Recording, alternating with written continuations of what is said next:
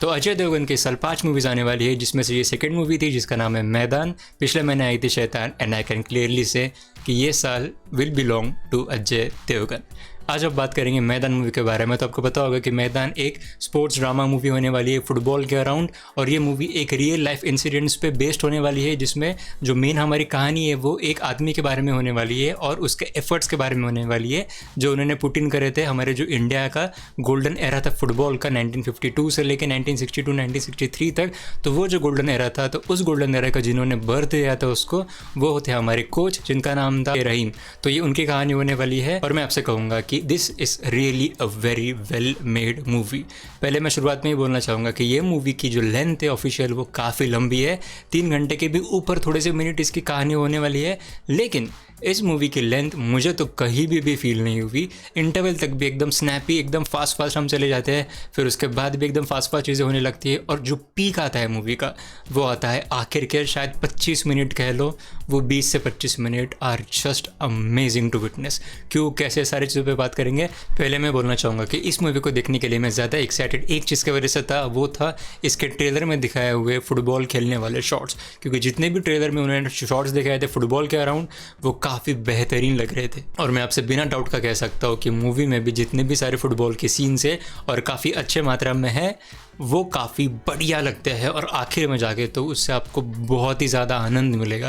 मतलब एक हाई पे आपको जाके छोड़ देती है मूवी एंड में जाके। तो देखो, इंटरवल तक मुझे ऐसा लग रहा था कि काफ़ी फास्ट पेस में मूवी चल रही है, क्योंकि जो मूवी का जो स्पैन है वैसे तो वो है ऑलमोस्ट 10 से 11 साल का या 12 साल का, तो उतना जो स्पैन है, तो मैक्सिमम जो भी साल है तो वो पहले इंटरवल तक ही निकल जाते हैं। तब तक आपको लगता है कि यार काफ़ी फास्ट चीज़ें मूव हो रही है, लेकिन फिर वो एक सेटअप था आखिर में जो भी बड़ी चीज़ उन्होंने करनी थी उसके लिए। और इसी के वजह से मैं बोलना चाहूँगा कि जो मूवी का 3 घंटा है वो काफ़ी अच्छे तरीके से उन्होंने यूटिलाइज किया है, क्योंकि फर्स्ट हाफ में मैक्सिमम स्टोरी दिखाई जाती है हमारे कोच की और उनके जो जो स्ट्रगल्स थे इस टीम को फॉर्म करने की। बस उनके इंटरनल स्ट्रगल्स भी नहीं, लेकिन जो बाहर पॉलिटिक्स वगैरह चल रहा था, उनके जो भी एडमिनिस्ट्रेशन है फुटबॉल वाले उसके बीच में भी, तो उन सारे चीज़ों पर अच्छी तरीके से उन्होंने फोकस किया है। At the same time team building पे भी फोकस किया है पहले हाफ में, लेकिन जब आप सेकेंड हाफ में जाते हो तब आपको धीरे धीरे समझ में आता है कि अभी हम जा रहे हैं फुटबॉल की तरफ, जो कि इनएविटेबली था। लेकिन जितना टाइम वहाँ पे लेती है मूवी वहाँ तक जाने के लिए, फिर उसके बाद जो डिलीवर करती है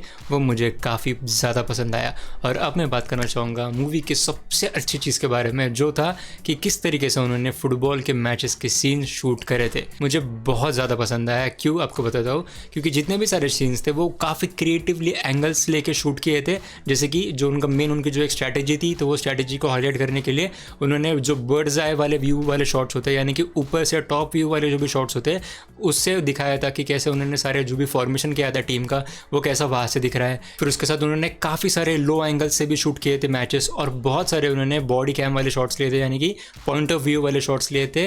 बेसिकली हैंड हेल्ड शॉट्स थे, जिसकी वजह से काफ़ी ज़्यादा कैमरा मूव होता है और ऐसा लगता है कि आप वहाँ पे मैच में खड़े हो, ऐसा लगता है कि आप भी एक फुटबॉल के टीम के प्लेयर हो। और किस अमाउंट में और कहाँ पे उन्होंने ऐसे सारे शॉट्स का यूज़ किया था उससे भी मैं काफ़ी इंप्रेस हुआ। क्योंकि शुरुआत में उन्होंने बस 1-2 सेकंड के लिए, बस स्प्लिट सेकंड के लिए वैसे सारे शॉट्स यूज़ किए थे। मतलब एक आपको बस ऐसे झटका देने के लिए कि अच्छा ठीक है, एकदम नॉर्मल शॉट चल रहा था और एकदम से वैसा वाला शॉट आ गया, तो वो शुरुआत में वैसा उन्होंने यूज़ किया। लेकिन जैसे जैसे हम मूवी के एंड की तरफ बढ़ रहे थे तो यूजेज उन सारे क्रिएटिव शॉट्स का एक्चुअली बढ़ गया था, जिसकी वजह से आपको और भी ऐसा लगता था कि यार आप और भी मूवी के अंदर हो। मतलब जो पीक होने वाला पॉइंट नहीं होता है मैच में, तो वैसा पीक होने वाले पॉइंट के साथ ही वैसे वाले सारे क्रिएटिव एंगल जितने भी शूट से वो कर रहे थे, तो वो भी बढ़ते बढ़ते गया और आपको एक काफ़ी अच्छा वाला एक्सपीरियंस उसके वजह से मिलता है। एट द सेम टाइम जो बैकग्राउंड म्यूजिक भी है वो एक सर्टन पॉइंट के बाद अच्छी तरीके से शिफ्ट हो जाता है, जब आप नोटिस भी करते हो उसको, एंड आई हैव टू से काफ़ी एनहांस कर देता है आपका पूरा एक्सपीरियंस वो वाला background music. I want to talk about the performances as usual. Ajay Devgn top class performance, मतलब ही इज़ सीजनड एक्टर, काफ़ी बढ़िया एक्टर है वो। लेकिन इस मूवी में मैं स्पेशली कहना चाहूँगा कि उनकी एक्टिंग बहुत ही बढ़िया थी, काफ़ी अच्छी उनकी एक्टिंग थी। Same goes for Priya Mani as well. Priya Mani ने अजय देवगन के वाइफ का रोल प्ले किया था, और ऐसा नहीं था कि उनका स्क्रीन टाइम बहुत ही छोटा था। इनफैक्ट उनके पॉइंट ऑफ व्यू से भी जो भी सारे स्ट्रगल्स थे रहीम के लाइफ के, उनके खुद के लाइफ के, उनके बच्चे के साथ के, तो वो भी स्ट्रगल्स उन्होंने काफ़ी अच्छी तरीके से पुट फॉरवर्ड करे थे। और यहीं पर मैं फिर से बात करना चाहूँगा कि जो मूवी का लंबा लेंथ जो हमें लगता है कि 3 घंटे की मूवी है, लेकिन उनका काफ़ी अच्छी तरीके से अलग अलग जगहों पे यूज़ किया है, काफ़ी वाइसली टाइम स्पेंड किया है। फिर हमारे जितने भी फुटबॉल खेलने वाले प्लेयर्स थे, जितने भी टीम मेंबर्स थे, तो उन पर शुरुआत में इतना फोकस नहीं होता है, लेकिन आगे जाके उन पर भी फोकस काफ़ी अच्छी तरीके से वो बिल्ड करते हैं। और उनकी भी एक्टिंग, जितने भी सारे एक्टर्स थे काफ़ी अच्छे थे। और एक्टिंग के बारे में मैं एक और बात बोलना चाहूँगा, एक्चुअली कास्टिंग के बारे में मैंने इसके पहले कोई तो भी वीडियो में बताया था कि इस मूवी को बनाने के लिए काफ़ी समय लगा और इन्होंने इसका काफ़ी considerable amount of time spend किया था इसके कास्टिंग में, जो जितने भी फुटबॉल खेलने वाले बच्चे थे उनमें। और उनकी मेजरली 2 कंडीशंस थे। पहली कंडीशन थी ऑब्वियसली कि उन्हें फुटबॉल खेलना आना चाहिए, और दूसरी कंडीशन थी कि भैया वो काफ़ी ज़्यादा सिमिलर दिखने चाहिए जो रियल वाले फुटबॉल खेलने वाले प्लेयर्स थे उनसे। And I can say with no doubt कि they have done phenomenal casting. मतलब मूवी खत्म होने के बाद क्रेडिट्स रोल होते हैं तो आपको दिखाया जाता है साइड बाय साइड कि ये रियल आदमी था और ये हमारा एक्टर था।